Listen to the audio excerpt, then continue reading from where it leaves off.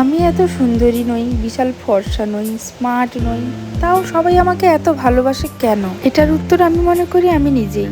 হুট করে কাউকে ছোট করা, কটু কথা বলা, এই শিক্ষাটা অন্তত নেই। আর এই শিক্ষা পেয়েছি আমার পরিবার থেকে। আর রূপ দিয়ে যদি আমাকে বিচার করতে আসো, আমি মনে করি সবার থেকে আমি পেছনে।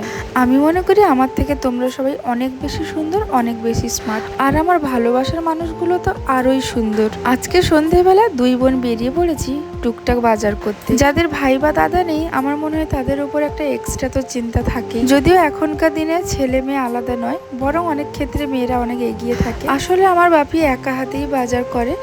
আজ আমার বাপির শরীরটা একটু ভালো নেই, তাই দুই বোন বেরিয়ে পড়েছি বাড়ির টুকটাক ভুসিমাল থেকে শুরু করে সবজি বাজার করতে। অনেক কিছু নেওয়ার ছিল, তো কি কি নিয়েছি চলো এবারে বাড়িতে এসে ভাবলাম তোমাদের সঙ্গে শেয়ার করব।